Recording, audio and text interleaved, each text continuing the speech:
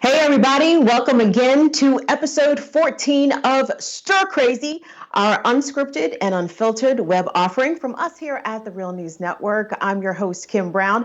Journey with us, if you will, through the news cycle, and be sure to get at us in the comments because we've really been enjoying your input, your feedback, your engagement. So keep it coming. Give us a little bit more of that. So this is what we have on deck today. So all of us really need to become short-term and long-term futurists because there is no going back to the way things used to be pre-coronavirus pandemic. What does the future look like? How does our everyday way of life change without major modifications to the way things were before? We're going to have a great discussion about that. Plus, Asian countries seem to be beating the shit out of coronavirus. Taiwan and Vietnam especially. What are they doing right? And what could we possibly learn? We know learning is not America's strong suit, but we do need to learn something out of this. And of course, the big story today coming from Elizabeth Warren, the senator from Massachusetts, announced her endorsement of Joe Biden. Clearly not a surprise to anybody, but there's a lot of discussion about, has the left, specifically the progressive wing of the Democratic Party, capitulated too much in exchange for too little from the Dem establishment? That's what we're going to talk about first. But I got to bring in our great panel. We have a great collective of people joining us today, starting off with Carmen Russell-Sluchansky. Carmen is a freelance journalist. He's also a former Hill staffer, the proprietor of the Van Politica. Also joining us today is Jackie Luqman. She co-hosts the radio show By Any Means Necessary on Radio Sputnik. She's also a host and producer here at The Real News. And our senior correspondent, Jaisal Noor. He's a man of many subjects. Jaisal covers a lot of really good topics here at The Real News, and he joins us today as well. So welcome, gang. Thanks, y'all, for being here. Thank you, Kim. It's a pleasure. Thanks for having us. All right. So the first things first, Liz Warren endorsed Joe Biden today. She released a video on her social media. Let's take a look.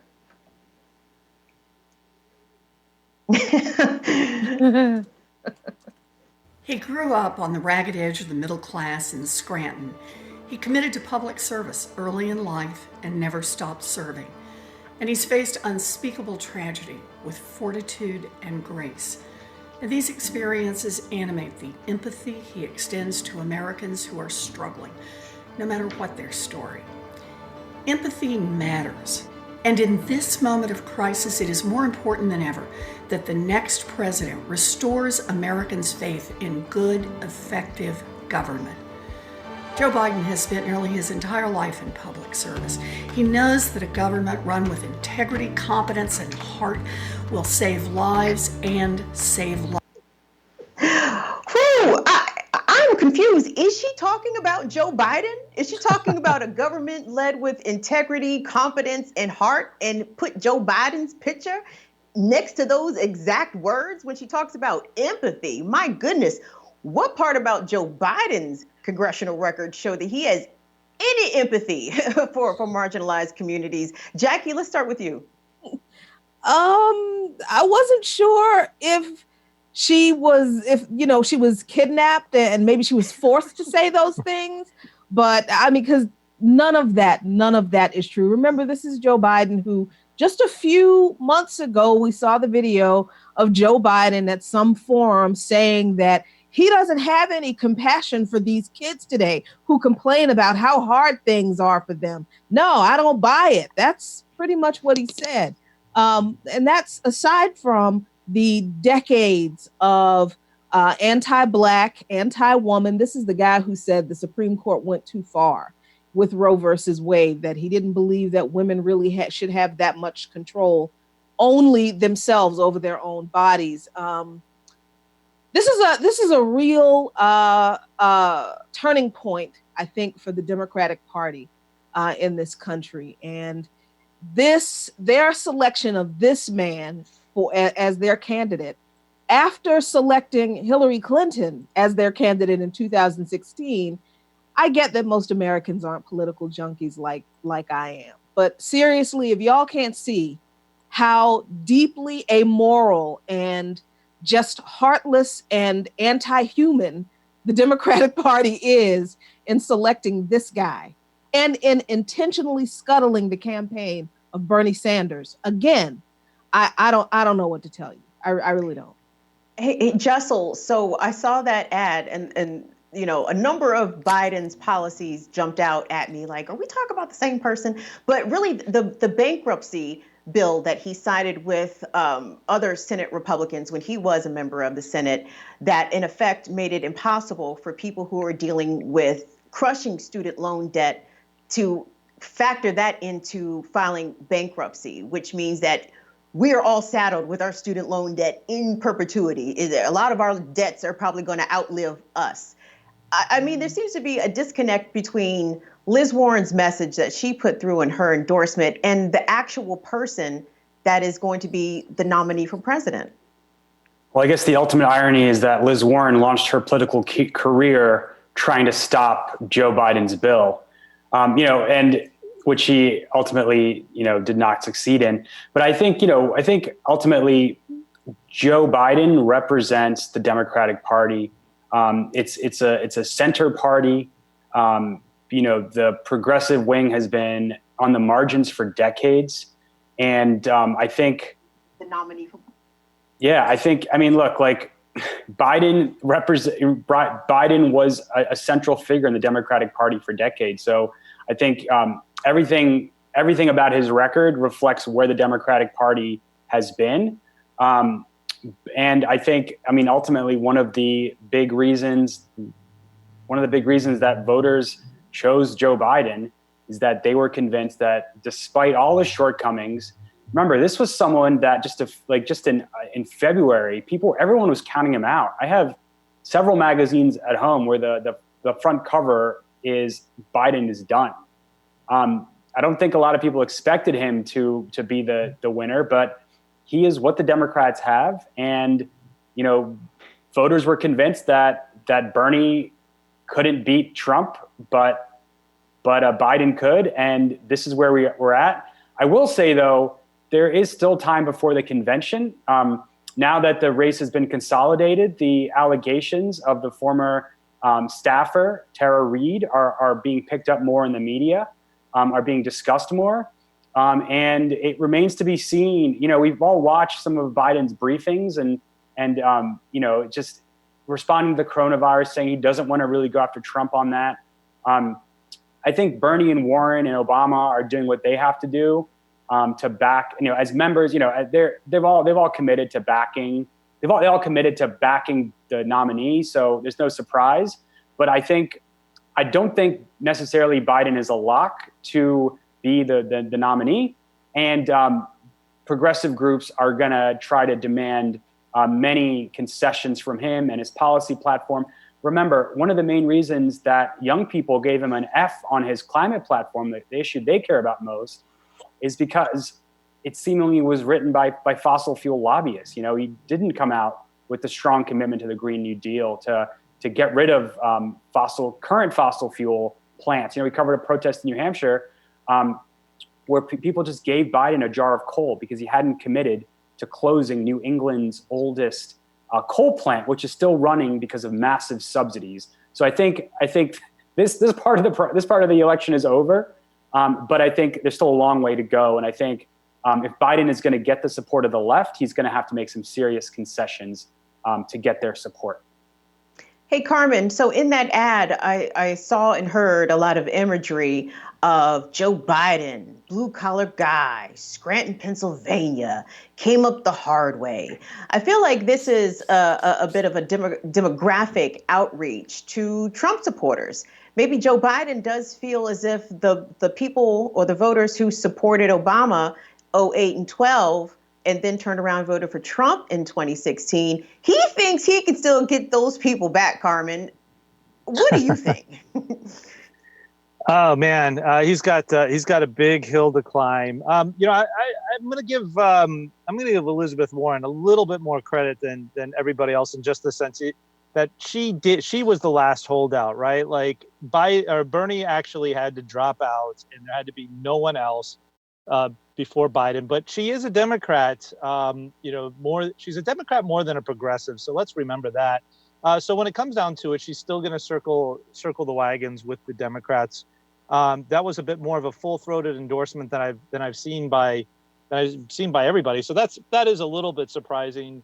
So yeah, I'm really surprised. Now, one of the things that people talk about is how like 15% of Bernie supporters, might actually vote for Trump. Never mind the ones who don't even come out and vote at all, rather than go vote for Biden. And somehow they use that as an argument to support that we should all support Biden. And it's something I just don't get. Like if you can't bring the people that were out there knocking on doors for a Democratic candidate, if you can't bring in those people who've been politically engaged all this time, if you can't bring in the young people, I don't get why you think you deserve this support and everything.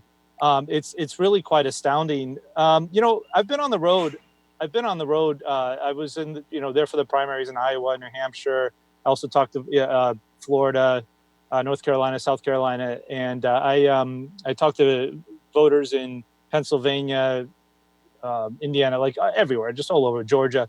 And, I'll say the Democrats, everybody was voting in the Democratic primary, and including the Bernie people just about all of them that I talked to, they all said that they would vote for whoever the nominee was. Well, now it's that time. And I think they're seeing who the nominee is, because when most of that time before South Carolina, Biden just wasn't a serious candidate. Like everybody thought, yeah, it couldn't be Biden. The only people that some of the Democratic voters said they would just not vote for at all was Bloomberg. Some people thought, they're like, I'd vote for whoever the nominee is, unless maybe it's Bloomberg. And that I kind of got, because, talk about a Republican in Democratic clothing. But yeah, it's pretty astounding that there's this expectation that everybody's just going to fall in line now. That's the crazy thing about primaries, because it can look one way in the beginning and then turn completely around. I mean, think about the Republican primaries of 2016. Trump was not in the top three. I don't think he finished. He didn't place in Iowa or New Hampshire or South Carolina. I mean, he was getting beat pretty soundly by cats like Jeb Bush. But we saw how things turned out. But because of this endorsement, all the former Democratic nominees have all gotten in line. But there's a lot of criticism coming from not only Bernie supporters, but the more progressive portions of the left, saying that there have not been enough concessions given by the Democratic establishment in exchange for these progressive votes coming to back Joe Biden. Jackie, there's money being left on the table here, baby. Like people are giving it up, but not getting it back. I don't even know what's left to say about, excuse me, the Democratic Party and their absolute malfeasance, excuse me, of the entire electoral process. The only thing they exist to do is to maintain the power that they have. That's all the Democratic Party is doing. They're not interested in actually meeting the needs of the people. They're always talking about how they want to expand their electorate, how they've got a big tent, they want to grow their big tent. But then the biggest political electoral movement that has happened in this country in quite some time, they don't want to have anything to do with listening to the people in that movement. So they ran a campaign in the early primaries of basically telling Sanders supporters, you can't get what you want. If your candidate is going to run in our party, then our platform is, no, you can't have that. That was literally their platform. Every candidate that was on a debate stage where Bernie Sanders was also on the stage, their talking points were, well, that's a nice idea, but you can't have that. And so take Sanders out of the equation. They're telling that to his supporters. So now the party that has told that to his supporters after all this time is turning around telling those same people, you have to vote for Joseph Biden. And not only is the party doing that, but now Bernie Sanders is doing it. Excuse me. And I mean, people, I am not a Democrat. I haven't been a Democrat for some time. I'm not a Republican. People, please don't freak out. Well, Jackie, you are a socialist, and the I am an Democratic absolute socialist. Right, and the DSA has outright refused to endorse Joe Biden. Talk about it from that perspective. I mean, understand DSA is also a part of the Democratic Party. They are the progressive part of the Democratic Party. They are Democratic socialists, and they were very supportive of Bernie Sanders' candidacy. But listen, if we're supposed to be in a so-called democracy, if I don't feel like voting for your candidate, if your candidate doesn't inspire me, if your candidate does not speak to my needs, then I am not beholden to vote for the candidate that you are pushing in front of me, telling me isn't going to do anything that's going to address the issues that I have put before you as a party, that's supposed to represent my interest as a member of the party. You're telling me I'm not going to get anything that we want and that we need, but we had better vote for your candidate? No, that's not how this works. That's not how it's supposed to work. And that's DSA's position, that Joseph Biden does not represent the interests of any of the progressives that the Sanders coalition brought to, who were willing to vote for a Democrat as long as that Democrat was Bernie Sanders, or as long as that Democrat adopted those progressive policies. But you've got this Biden, this corporate tool, who isn't going to adopt any of Sanders' policies, any progressive policies in any significant fashion. Why should anybody be forced to accept that just because the Republican who's president now is supposedly the most terrifying thing that some people have ever seen?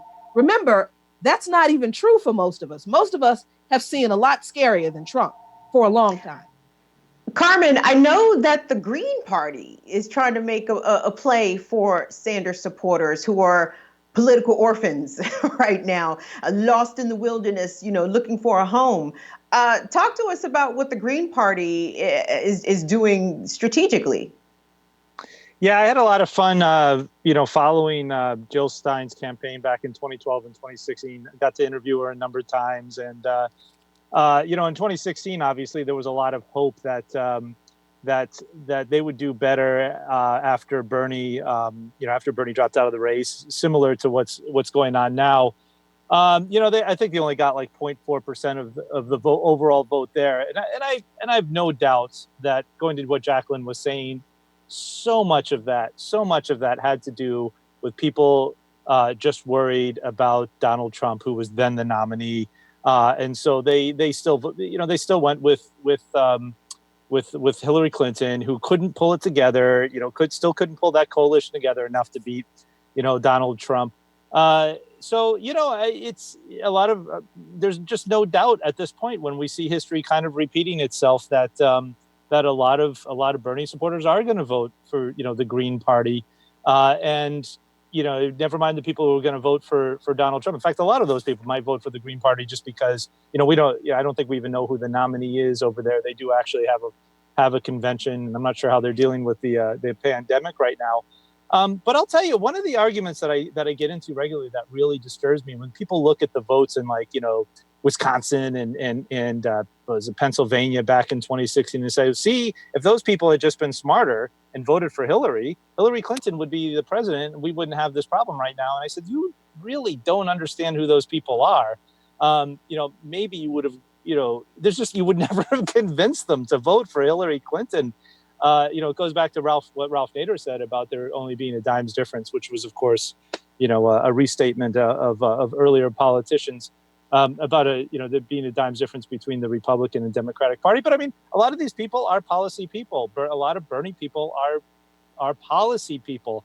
I mean, frankly, Bernie's kind of a dick. I mean, the one time that I met him, he was a dick to me. He was, and I still thought, like, but I'm about policy. I don't care. You could be a personally be. In fact, in some ways, in this, you kind of have to be a dick to be in that position if you're going to say things like, if Medicare for all is ever going to happen.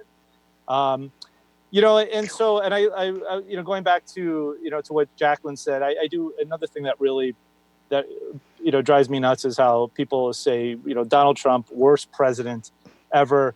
And maybe, there's still more worse to come, but I mean, I just don't understand this whitewashing of W. Bush, who killed the economy, bombed more people in the Middle East and also was just terrible on so many fronts. I mean, when you're talking about how many people he killed and how badly he destroyed the economy, Trump's not there yet. I mean, maybe he'll get there. Maybe he'll surprise us all and he'll actually get there. But he's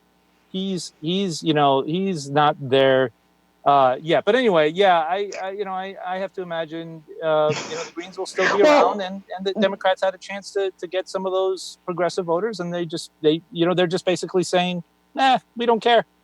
Well, I want to jump in real quick just to explain what, so DSA, I did a story on this today.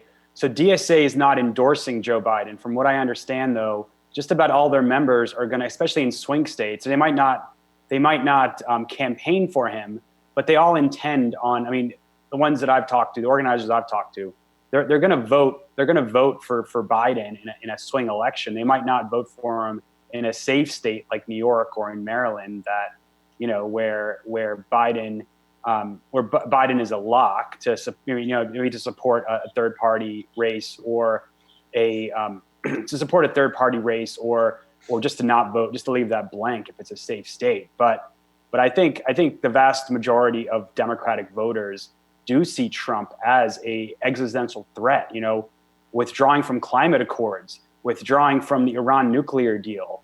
I saw a headline today where dozens of Guatemalan asylum seekers a plane full of Guatemalan asylum seekers are being returned to Guatemala, and they've all tested positive for COVID-19. These are the types of insane, harmful policies that Would Trump that not is have happened engaged under in. Obama, though? I mean, like, granted, with the Iran deal, but Obama was listen, reporter I'm in not, chief, right? I'm not defending any previous administration, but most Democrats think that Trump is an existential threat, and that is the main reason why turnout was up in this primary. It wasn't up for, it didn't work out that it was up for Bernie Sanders. I mean, a lot of young people didn't vote, and that might have been because they didn't think that Bernie had a shot, and they would have supported him. But the majority of Democratic voters, the main issue that's motivating them right now is to defeat Donald Trump. We got some comments real quick, guys, from YouTube. Shout out to Walt Gafford. He says the DNC and mainstream media crapped all over my candidates. They want my vote now. Ha, ha, ha. And we got a couple other comments this is from Michael Creighton. Biden is mostly slightly better than Trump, but there are issues where he's worse than Trump, like trade policy. Gang, when we talk about things that progressive support, like the Green New Deal and Medicare for all, Joe Biden said he is not with the shits. So people. Joe Biden did, in his platform, he does say he supports a Green New Deal. It's on his website. He says he supports the idea of a Green New Deal. What progressives a Green Party creation too, by the way. Yeah. But like you said, come on, the Green Party got. And listen, I supported the Green Party most of my life, but in reality, they got 0.5% of the vote. Right? It's not a serious electoral force right now. And look, so I mean, what the left is trying to do, and the Justice Democrats, the Sunrise Movement, these activists that mobilized for Bernie, they knocked on 100,000 doors on one day alone in New Hampshire. They're a big reason that Bernie won those early states, and they are, they're saying Biden has to do a whole lot more to win their support, and so I think that's the stage we're at right now in this race. Progressives are demanding concessions from Biden, and it remains to be seen if he's going to be willing to make them. Can I follow up on that just real quick? Quickly, Carmen. We're going to move along to the next one, but go ahead. Sorry, just because I want to follow up, and you're really right about a lot, because again, I was in all these states, seeing what all these Democratic primary candidates were doing, And you know, and again, one of the reasons why it's really sad that that we want this direction is because even during this pandemic, you know, how much would you rather somebody? Well, let me just put it this way. So, you know, Bernie had satellite offices everywhere, running into his candidates, into his supporters everywhere, on the doors. I mean, it was an army. I mean, it was a machine. His campaign was a machine. Biden, couldn't really find them. You know, his supporters. I went to some, you know, went to the Iowa caucuses. Very lackadaisical. He had very few field offices. Very, you know, and I just have to say, when it comes to a crisis situation like this, I'd certainly rather have the person who, you know, everybody was talking about how, you know, Bernie, the ideologue, would be in a situation like this. I mean, the guy's a crusader. I would have liked to see how he would handle this stuff. Anyway. Well, and speaking that of kind of handling speaks to, stuff, I think, what Warren's endorsement was saying. We don't want a complete jackass moron that's going to get thousands of people killed. Trump is setting the bar so like low. we haven't had one of those, but I mean, here's my problem with any kind of legitimate reasoning for Joe Biden as a candidate that people should be happy to vote for. My community, I can look outside my door and still see the damage that was done from the 94 crime bill that Joseph Biden wrote. I can still see the damage. Most Black people can still see the vestiges of the damage. Some of us still got people behind bars from nonviolent, low-level possession charges. So, and it is kind of personal for me because I actually do know somebody who spent time, a member of my family who did time for a low-level possession charge off of, you know, when there were white kids from Maryland and Virginia coming into the neighborhood that they had taken jobs out of, that they had defunded the public schools, that they had taken, and by they, I mean the Democrats and the Republicans, had taken public services out of our neighborhood so that our kids had nothing. And then the only way that, and jobs were taken away, and then crack hits the streets thanks to Reagan and his Iran-Contra deal. And then that was fast money for a bunch of kids who grew up poor and didn't have anything to look forward to. White kids from Maryland and Virginia coming to our neighborhood, they get a pass. They come in and buy the drugs. Nobody arrests them, but our kids get locked up for 5 to 10 for simple possession under 3 strikes you're out or mandatory minimums. That's Joe Biden's legacy. And that's not even including what he did to Anita Hill, a Black woman, in order to confirm Clarence motherfucking Thomas to the Supreme Court. So there are these same people who are talking about Brett Kavanaugh when he was confirmed. Oh, believe the women, me too, hashtag this, that, and the third about Brett Kavanaugh. But now that it's Joe Biden, because they're so terrified of Trump, because they've never been afraid of their government, but our people have grown up being afraid of our government. Now, these people are telling us, oh, you got to vote for Joe Biden. The fuck we do. This is our problem, America. We can't help you with this one. Hey, gang, hey, to put hi, this everybody. on our shoulder. Sorry, I'm all emotional because it's just, ugh. I get it. Everybody's fired up. And I feel like we're fired up in different directions, but all basically saying a lot of the same things. But we are in the midst of some of the most unprecedented times that all 4 of us have ever lived through. I know everyone watching, y'all have never lived through this. Your mama ain't never lived through this. Your grandmama and them ain't never lived through this. We're in something global that has been grasping us all. And the fact that we've seen every part about our way of life change. It is mandatory to wear a face mask to go to the grocery store. You are not able to gather in groups of 10 or more with your people. You're not able to freely shop. You're not able to freely travel. Things, entire industries have collapsed. The restaurant industry is suffering. The beauty industry, people who have hair salons, barbershops, these people are in dire straits. And when we think about what life looks like post-COVID, when it is okay to come back outside and operate as normal. But guys, I mean, what does normal look like after coronavirus? Because I know California Governor Gavin Newsom laid out, I think it was a 6-point plan that would have to be in place in order for him to reopen the state. And he described people going out to eat at restaurants where your waiter is wearing a face mask and gloves and there's social distancing. There is limited amount of seating because there need to be fewer people inside of the venue. The NBA is talking about resuming their season, having games playing in front of empty arenas. So I want us to put our, future hat and, looking ahead glasses on. And I want you guys to tell me what you think. Like, what are aspects about your pre-coronavirus pandemic life? What do they look like when the coast is clear? And how will we know when the coast is clear? Jaisal, I'll start with you. I mean, for me, something I've talked about on the show, something that I'm really upset about is that I can't see my grandfather who's like dying right now because this government, he's in California and this government botched this crisis so bad that who knows how long we're going to be in this lockdown. It could be weeks, it could be months. I mean, that's the thing that's like sort of on my mind. My roommate, he wasn't here, he wasn't with us, but he just recovered from it. So I've been, and he just, you might've seen him. He just came back for the first time while I was on this show. So, I mean, I think we're all worried, we all have relatives that are, for myself, I have asthma.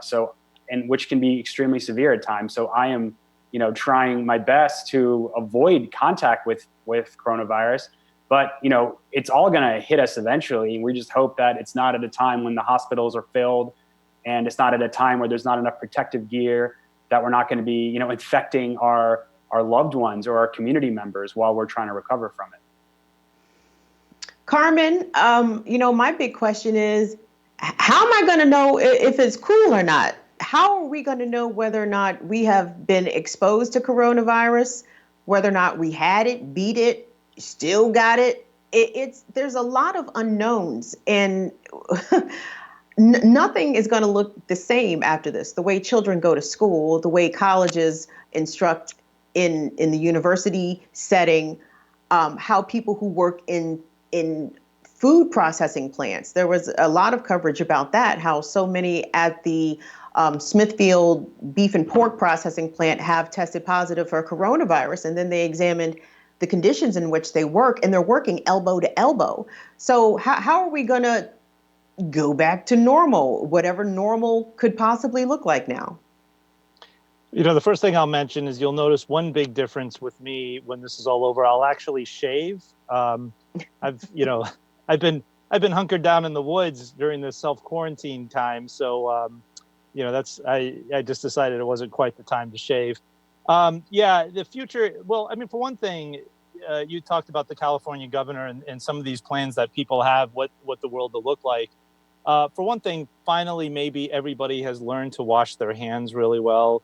We'll see, but certainly there'll be more temperature stations at different places. People will be wearing more masks. I know we're going to talk a little bit about some of the things that's going on in Asia, but this is actually very familiar to me because I lived in Asia during SARS and spent a bunch of that time in Taiwan, which was hit really bad. And one of the things that is it's familiar in a lot of ways because the virus is very familiar, but also at the same time, I think they kind of give us a sense of what things are going to look like afterwards. They're very, very meticulous about testing for these things. Obviously, we know that there's a lot of things that they're doing in terms of trying to figure out to get us back to a point where they can do what they should have been doing in the beginning, which is doing the tracking, the disease tracking, tracing people to figure out to stop a bud, to nip it in the bud before it went crazy. And not to connect this back to the earlier conversation, to give Democrats, any of the Democrats who were running for nomination, a lot of credit. If any one of them had been in power, shall we say, in the White House at this time, I at least really believe, whether it was Biden or even if Hillary Clinton was president right now, they would have listened to the experts early on and listened to the epidemiologists, listened to Dr. Fauci and others, and at least we'd be better off instead of the guy there who's there. I think Mr. Noor actually said, this guy is an existential threat, and this is the biggest evidence, I think, of that he really is in no small part, just because he's, it's all about him. Like it's all about him. He called it a hoax. I mean, he's definitely costing a lot of people lives. I mean, there's just no doubt in my mind that the current president has effectively killed thousands of people at this point. Jackie, the mayor of Washington, D.C., said recently that she can't see the city reopening until May 15th at the earliest. There is a very good chance that the Washington, D.C. region and Maryland and Baltimore will be under a shelter-in-place order, be under lockdown, possibly through June. And I know D.C. has a lot of, and everyone talks about the federal workers that live in the D.C. area that commute to Washington, but so many people in D.C. are in the service industry. They work in restaurants, they work in clubs, they work security, they're custodians. There's people out there now who are on the front lines not being protected. We've discussed that. But for a city like Washington that is so dependent upon tourism to maintain its wealth, DC's doing very well from a financial perspective. Things are going to look a lot different in the nation's capital in the coming months and years. Yeah, I mean, and DC doesn't have to. The people who live here, the actual residents of DC, not the people who commute into the city from Maryland and Virginia, but the actual residents of the 8 wards and 4 quadrants of this city don't have to suffer through this economic crisis, because the city actually has a very handsome surplus in the form of I think it's a $300 million budget surplus that it could very well use to make sure that everyone who is unable to work in those service industries and in various frontline customer-facing industries are able to be paid and are able to make sure that they receive food, and to make sure that their rent is paid. As far as I know, there's been no moratorium on rent in this city. There has been a moratorium on evictions, but people are still having to pay their rent. So what the city is also doing, which is, I think, particularly nefarious, considering how much money this city actually does have, and that's just the budget surplus, that $300 million. There's also a rainy day fund that I can't even remember how many millions of dollars it is, but I think it's over $100 million in this rainy day fund that is separate from this budget surplus. But there is a growing mutual aid network in the city that is just phenomenal, that is collecting supplies and food and distributing them to people in need. They're helping people with legal aid, helping people with rent strikes, helping people negotiate with their landlords, helping people find mental health services, doing all kinds of stuff. And this is just a people, citizens focused aid. Black Lives Matter DC is involved. Other organizations are involved. Regular folks like me and a bunch of my friends, a few churches are involved. The city is referring almost all calls for assistance that it gets to this citizen-led and fueled mutual aid network. And that is such an incredible abdication of responsibility of government. Yes, people should organize and take care of each other in the time of crisis, but that should not be the sole responsibility of the people. That's the government's job. So my feeling is that we had better not go back to normal, because normal is why we got here.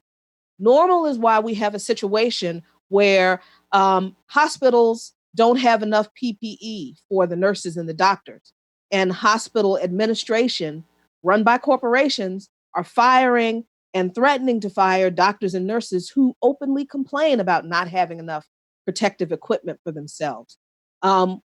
Normal is a system where there isn't universal testing for everyone to make sure who has the virus and who doesn't have the virus. So we can track this virus and how far it has spread, so we can know who to treat. Normal that we came from before was a situation where if you didn't have money, you didn't have insurance, so you couldn't afford treatment, even if you did get it. So no, we should not go back to normal. I pray to God we don't go back to normal. I pray we build something much better out of the chaos that's been created through this. Jackie, you're getting a lot of love in the comments. Arlene Chambers said, "Preach, sister." Sandra Ritchie says, "Speaking the truth." We got a couple more coming up. I'm just an angry socialist. I'm just an angry socialist. Ken Hicks says, "That was some good shit, Jack." Answers questioned, says Jacqueline. Fire emoji, heart emoji. Yeah, Jacqueline, you touched a nerve with the people and everybody watching. Keep them comments coming, y'all. We appreciate it. So moving on, you guys, I'm sure you heard this announcement yesterday from the president, Donald Trump, where he has announced that the United States will defund the World Health Organization at the height of a global pandemic. Sounds like a great idea, right? The United States contributes upwards of $400 million to the WHO, which does a lot of tremendous work beyond identifying pandemics and epidemics, but in providing vaccinations and treatment for, otherwise curable diseases here in the U.S. may not be so curable in other places. But Jaisal, first of all, I totally expect Trump to go back on this, right? Because he said something Monday. Tuesday is like whatever he said on Monday never even was said. But what are the consequences of the U.S. pulling out of the WHO? Because I believe we are that organization's biggest contributor.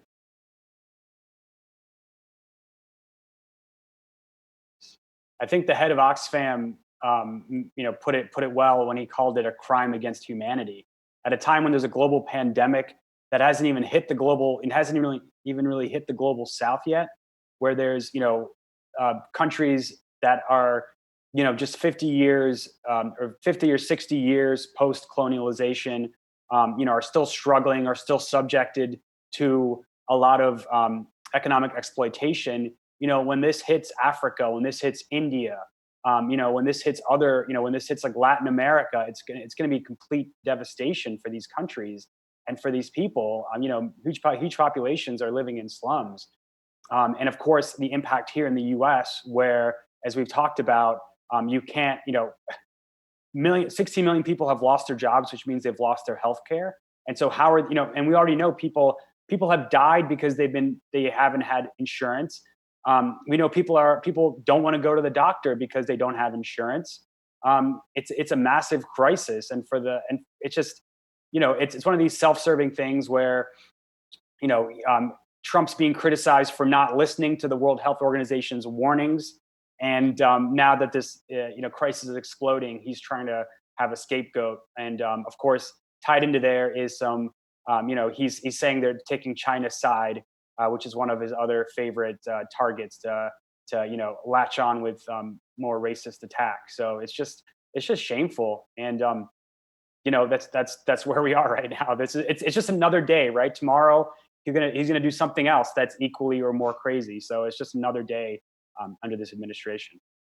Carmen, conservatives especially seem to have a lot of disdain for international governing bodies like the United Nations, like the International Criminal Courts. Like, these are not things that conservatives like to abide by, let alone contribute money to, although they contribute money to way worse things than the World Health Organization. But this is not going to hurt Trump politically, although, like I said, I don't think this is going to stick. But people who are supporting Donald Trump don't probably have an idea, a friggin' clue what the WHO does.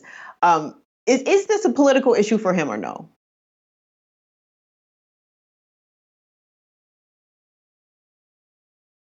Between whoever the Democratic nominee and the Republican and Donald Trump.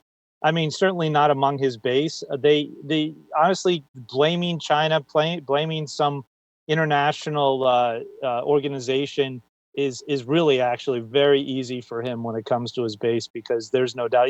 I dabble in the right wing media to see where they are, what they're thinking. I interview Trump supporters when I'm out, and yeah, this is 100% talking to the converted. And one of the ironies here, a lot of the money, a majority of the money that the U.S. actually gives WHO, that gives the World Health Organization, is actually money that the U.S. can even dictate. It doesn't, some of it goes into like the general fund, but a lot of it goes to where the U.S. says they want it to go. So like, for example, that money, the U.S. could right now say, all needs to go to helping out to fight COVID-19. But somehow that just, pulling out even just seems that to make even less sense. But yeah, I think you're absolutely right. I don't think this hurts him politically one bit with the majority of people who voted for him, let's say in 2016. In fact, it's kind of a continuation of exactly his platform back then, which is to get out of all these. And to be clear, you can certainly criticize WHO for not quite moving quicker, but this stuff of identifying what a pandemic is, what is really going to hurt us is very difficult, and they have to make these decisions because if they go too far, if they react too quickly and raise too big of an alarm too quickly, then what happens is economies shut down, right? Because they have to do exactly what we're doing now. So it's hard, but they were obviously watching it very closely from the very beginning, and if the president had listened to WHO earlier, we wouldn't be in quite this mess. Jackie, other countries are battling the coronavirus pandemic a lot better than the United States. Now, that is no shock to anyone on this panel or anyone watching at home. But the Asian countries seem to be doing a much more effective job of it. Taiwan has not reported new cases of corona for an undetermined duration of time. I'm sorry, I can't, that actual number of days escapes me at the moment. But we've seen South Korea very aggressively attack the virus, mandating social distancing and self-isolation, doing a great job with contact tracing to identify people who have been exposed and people who are contagious. What can we learn from the Asian method of coming together as a community, understanding how the herd actually works, as opposed to this rugged individualism of the U.S., where you're not going to stop me from going to church. I'm covered by the blood of Jesus. Like there was a lot of that this past Easter Sunday. But the Asians seem to have this correct. Yeah, that's funny. As a Christian, when I heard people say that, and I actually know some people who actually believe that, oh, this is, this virus is nothing. God is bigger than a virus, and I'm covered by the blood of Jesus. Well, I am too, and I'm covered by the blood of Jesus in my house, and I'm fine with that, and that's all right. And Jesus is happy that I'm using the brain that He gave me to make some common sense decisions to keep myself and my fellow human beings safe. Because that's the mandate for us Christians. We're supposed to look out for each other. That's our job.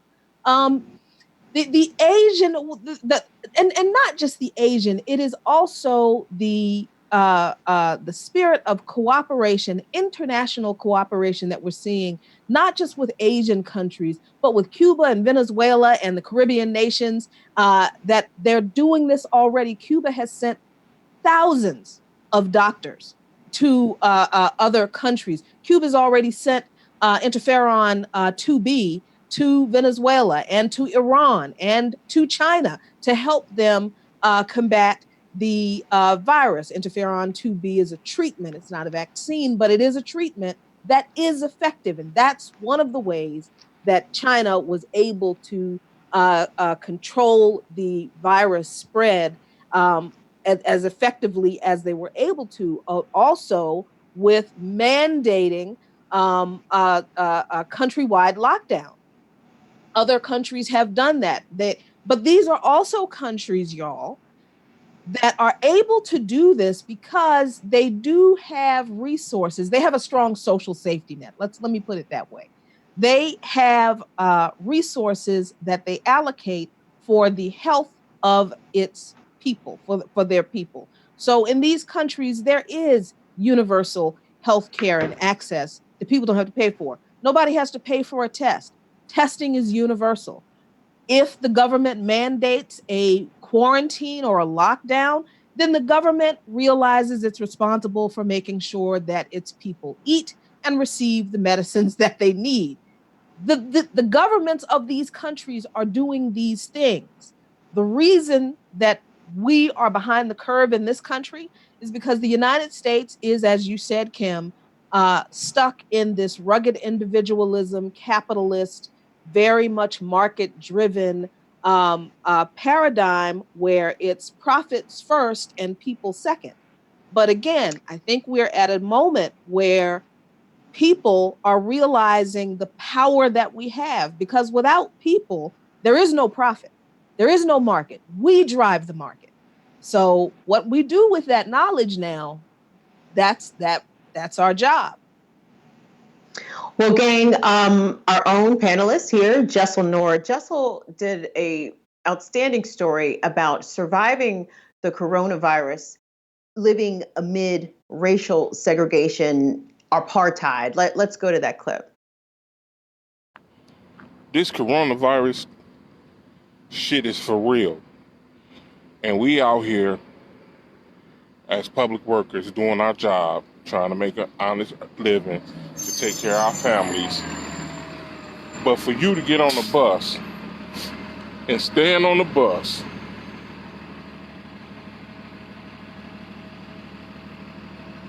and cough several times without covering up your mouth, and you know that we in the middle of a pandemic, that lets me know that some folks don't care. Jaisal, correct me if I'm wrong. Is that the gentleman who was the Metro bus driver in Detroit, Michigan? That's right. That was Jason Hargrove, I think about a week before he died. He was speaking out about just the conditions he was facing. You could see he didn't have any protective gear. He was still, on his job every day. And I think so. He was sort of addressing in that clip. You hear him talk about other people not being sort of mindful. But I think what he was really speaking to was how so many frontline workers are people of color, low income people. These are the people that are going out and risking their lives every day, and putting it all on the line to serve others when they're not given basic protections or basic safety measures that are being taken. So his death and the actions of many others have helped win protections for workers. I know in New York City, the MTA union just won a $500,000 award, or not an award, but a compensation for the families of loved ones who've died working in the transportation industry. I know dozens of teachers have died in New York City. I think maybe dozens of transit workers in New York alone have died. The toll has been enormous. And interview with Lawrence Brown, I recommend everyone talk about it, because he made a bunch of really good points. But one of the fascinating points he brought up about Baltimore was that the previous pandemic, the flu pandemic of, I believe, 1911 or 1905, that was actually used to justify segregation, because it was the slum-like conditions in which African Americans were living in at that time, where diseases spread rapidly because there was no sanitation, there was no running water in many areas. That was used to justify racial segregation, the first segregation law instituted in the country. And so if we don't understand these roots of these harmful policies and how if we don't understand and acknowledge the roots of the policies from 100 years ago, we're not going to be able to move forward as a country. Jackie, as I said to you earlier, I say Washington, D.C. is because this is the region in which we live, and Baltimore as well. But, you go to any government building, any office building in D.C., first person you see is a security guard. 90% of the time, that is going to be a Black person. Right. Majority of the people who are custodial staff are Black and brown people. And, janitors have said that, we're essential workers too. And our plight is not being acknowledged. Our protections are not being prioritized. This feels like a soft genocide. And I don't use that word lightly, but when you look at who is dying from this, it's us.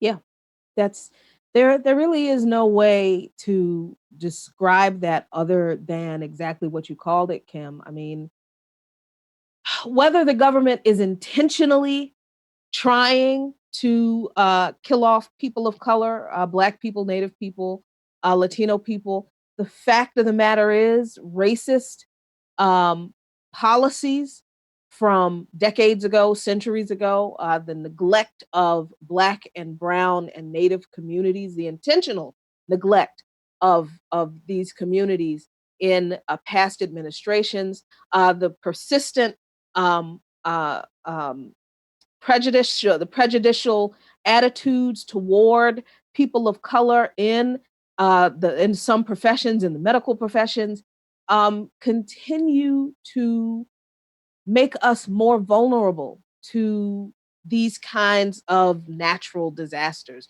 making us more vulnerable in that we don't receive the supplies, the assistance, the materials that we need to protect ourselves from this kind of thing. Dr. Ron Daniels said a few weeks ago when I interviewed him that what is happening now with coronavirus among Black communities and Latino and Native communities, it's like Katrina on steroids, and it really is. It is everything that we saw in Katrina with the failure of the government to respond to a particularly a community of a particular class and a particular race. And now in one city, but now we're seeing it across the whole country.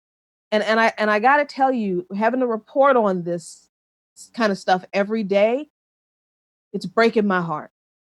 It's breaking my heart, and it's part of where my anger comes from, because our people can't survive much more of this kind of neglect. We just can't.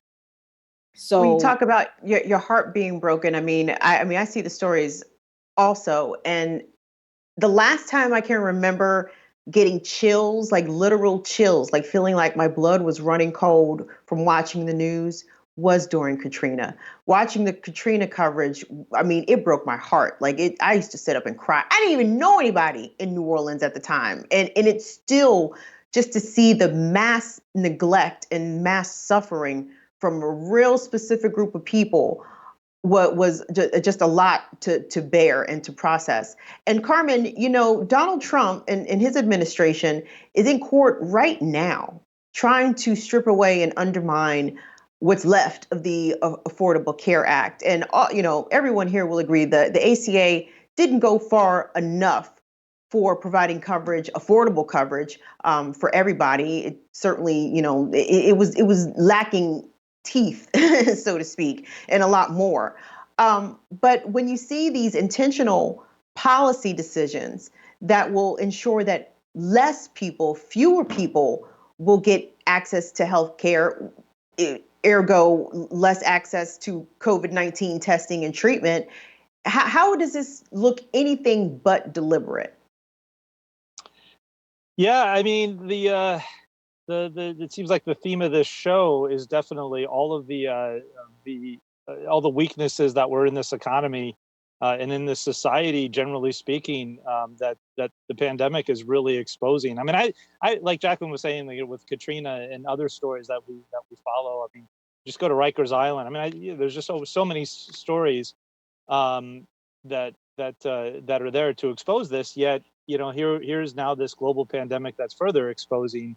It doesn't even have to be, and I'm not saying that it isn't, because there's obviously racism is alive and well in this country, but classism is equally well. I did this story actually for Van Politica, and it was all about why Iowan farmers are still supporting Donald Trump, even though his policies have been actually pretty destructive for farmers in the country. And one of my friends sent me this email basically saying that I kind of got the story wrong. It was really racism is a powerful drug, is what she said, and I said I think there's one drug that actually trumps racism, only one, and that's money, and they often go hand in hand, right? And it's just when we have basically a winner take all economy. It's where people are squeezing out whatever they can get. When you have, it's like Bernie says, like a billionaire is a policy mistake and so forth, and that's exactly where we're at. I mean, who actually really can profit so much off of Medicare for all, or even a public option? There's no profits for that, and there's no profits for making housing cheaper and so forth, and that's where we're really seeing this profit-driven economy. That's where we're seeing the cracks that we can't, in juxtaposition of like Jacqueline was saying with Asia, where the a much more kind of together mentality. It's not just that we're rugged individualists. We're rugged individualists who should all being able to just squeeze every dollar that we possibly can. If you're lucky enough, I guess if you're blessed by God in the Calvinist tradition, then yeah. So I don't know. Just real quick, one thing that I saw as we shoot towards a 15%, 30% unemployment rate, there are these economists who are saying that by the time that we get out of this, China is going to be the largest economy by every single indicator. And so so much for America first, right? Like, in a lot of this has just been decades in the making, and this is just kind of expediting it. And China might be the next superpower. I'm not really thrilled about that. I'm not really happy about their role in the world and their human rights record and some of the things that they're out doing in various parts of Africa and other parts of the world. But yeah, I mean, so there's a chance that this is going to be one way or another the end of the great American capitalist / democratic, pseudo-democratic experiment.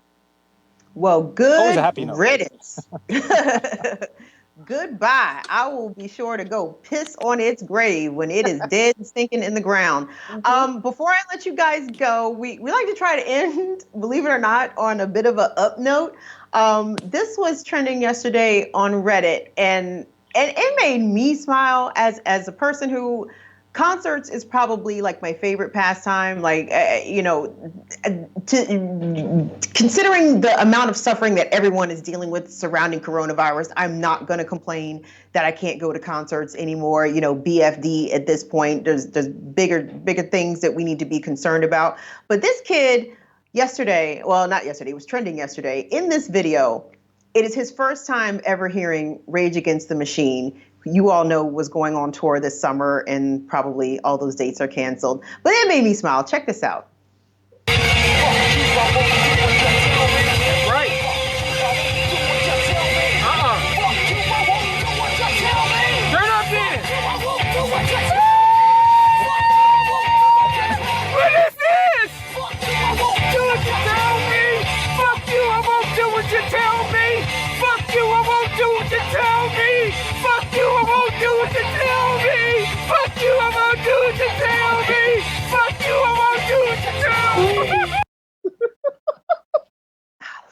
I love sorry. it.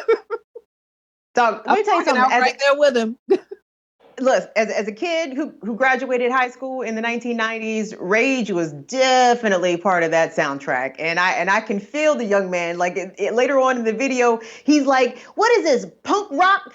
Public Enemy?" And it's like, yes, that's exactly what it is. You got that right, kid. Yes, good on you. Yeah, that was pretty exciting. I always love to see people like discover my passions. I would like to slip him some Dead Prez and see how he responds to that. They call it. But, Yeah. but this begs the question though for me. I'm sorry, like somebody who kind of grew up. It was before my time, but as somebody who grew up on 60s, 70s protest music, and also really like listen to the Dead Kennedys, Jello Biafra, and others. I want to ask, and maybe somebody can answer this question for me. Where is the revolutionary music of today? I don't see it. I'm missing it, I guess. It's not being played on commercial radio. It's there, but you gotta see it live. Unfortunately, we cannot do that now. I'd have to go look for it then. Well, Carmen, Jackie and I are big fans of WPFW, and I know you know what WPFW is, so you just gotta, now I ain't no telling what's gonna be playing when, but turn it on and there's hopefully a good chance that you'll find something. That's true. That's true. Actually, I'll have to go back and look through their music shows. Yes. All right, gang. That's our hour. I want to say special thank you to our wonderful panel. You guys are fantastic and amazing. Thanks to Carmen Russell-Sluchansky, Jacqueline Luqman, and of course, Jaisal Noor for joining us here on Stir Crazy. Appreciate all the comments, all the feedback. Keep it coming. Tell people to check out the show on YouTube, subscribe, like, do all those good things. I appreciate you watching Stir Crazy. I'm your host, Kim Brown. We'll see you guys tomorrow. See ya. Thanks, everyone. Thank you.